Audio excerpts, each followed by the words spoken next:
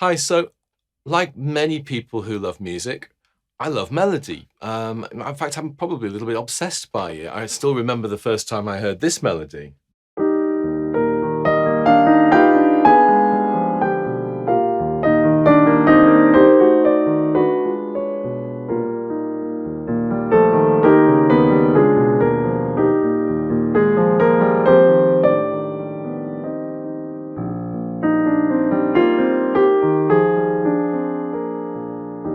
Or this melody.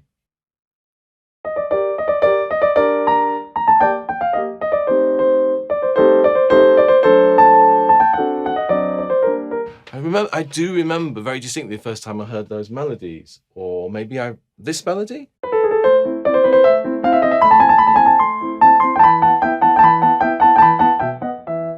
can still remember the first time I heard that melody. I remember the first time I heard the Fantasy Impromptu. Not sure if that is a melody as such, or it's very fast to be a melody, but I still remember the first time I heard it and that feeling of like, that's beautiful. How is it made? Well, the truth is that to write beautiful music, be that beautiful melodies or anything, it's more about your ability to tell stories through music. And when I say stories, I don't mean like literal stories, narratives, because music doesn't do that, does it? But there's this feeling of poetry that comes through the groove. 1 and 2 and 3 and 4 and 1 and 2 and 3 and 4 and... So just knowing where you are in the groove, this thing I go on about all the time, is a huge part of what makes you able to write good melodies. So I discovered from a very young age, when I'd sit down and improvise and try and come up with good melodies, that the way to come up with a good melody is not to try to come up with a melody really at all. It's to tell a story that you feel deeply on the inside. So being fluent, being able to tell stories using the language of music is the key. Maybe you're feeling skeptical that this is true. You still feel that all these books that are out there and so forth that tell us there is a secret to writing a hit song. I am saying there isn't.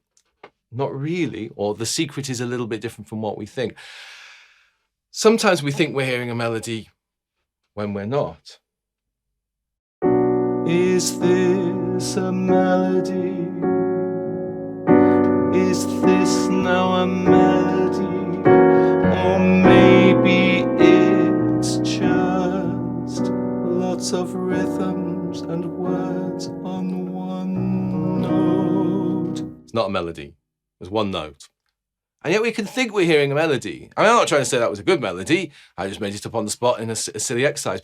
But hopefully it's proving a point that we are seduced by the idea that what music is this sort of surface material, when in fact it starts off with just being our sincere intention to tell a story.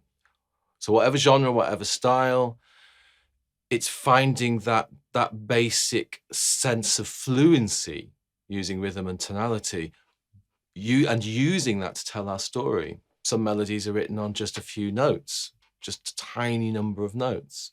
You could write a melody onto 3 notes.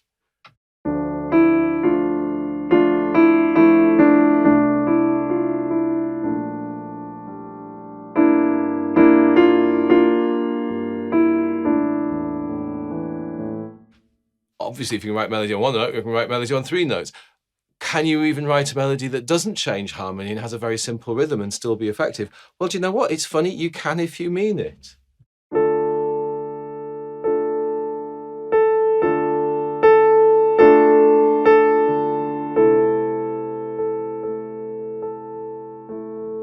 So obviously it was 2 chords. I say obviously, you may have spotted that. It was 2 chords, 2 harmonies, but all 1 note and very simple rhythmically. You could say, well, it's the dynamics that I use. Well, yes, it is, but there are no dynamics to make it obvious that this is good music.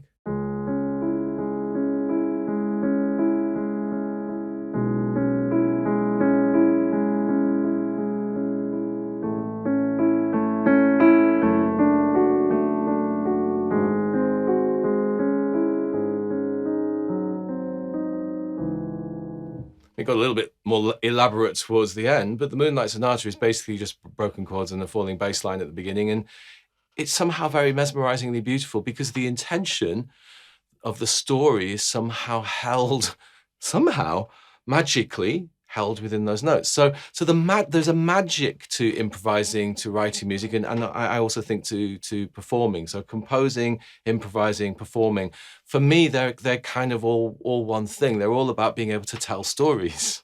They're all about being able to tell meaning, say meaning through music. And that's why I'm obsessed with fluency, and that's why I teach fluency, because I think that's what empowers people to be performers and composers and improvisers.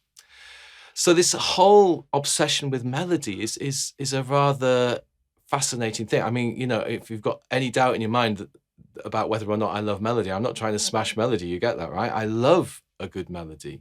Well, what I said at the beginning of the video, some of the melodies that are the most loved melodies, I love them too. They're fantastic, and I love writing songs. I write little R&B sort of very tuneful little jazzy R&B songs.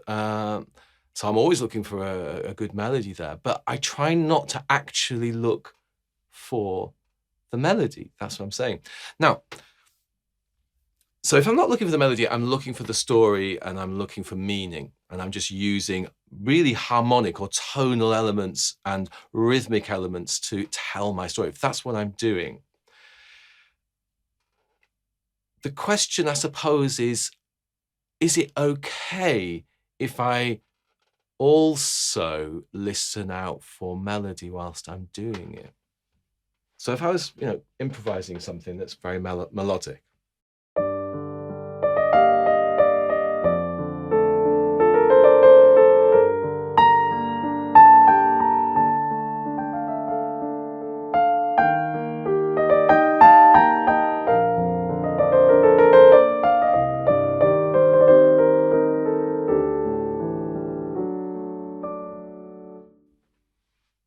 am I listening to the melody as I'm playing it? I'm wondering if you have a sense of what the answer's going to be. The answer is no, I'm not. Not really. Because I've never heard it before. I'm improvising it. And that's in the nature of creation, isn't it? We're creating something that does not exist. So when we're improvising and when we're composing, we're creating something that does not yet exist. It exists moment by moment as we play it or as we write it. So actually, if we stand back too much and listen to the melody, listen to the result, it can block the creative process. Now, this is not so true, I suppose, in writing and visual art and sculpture and so forth, but it's definitely true in all performance. So I would say a choreographer has the same challenge, really, not to get too involved in the design. Now, with music, you can do music in a way that is a little bit more like design. It is possible, especially with the help of technology. You can stand back, but this is a much slower process than improvising. Also, ideas can get a bit stuck that way. So we come up with a neat little design, a musical idea. We go, oh, that sounds nice. But then we kind of don't know what to do with it because we're not thinking in this sense of telling stories or evolving meanings, developing the musical meaning forwards, which comes much better when you're thinking of kind of musical logic or musical arguments. I don't really like these language words I'm using all the time, like story, logic, argument, but they're the best we've got in our vocabulary. So we're using that musical argument to further the meaning that we're saying, and that's why I can write a melody on the spot precisely because I'm just telling a musical story rather than designing a melody. So that's the way that I teach people, and that's the way that I work myself. I don't obsess over the melodic result. I like to surprise myself. I often wonder what will happen if I just start playing in F sharp major.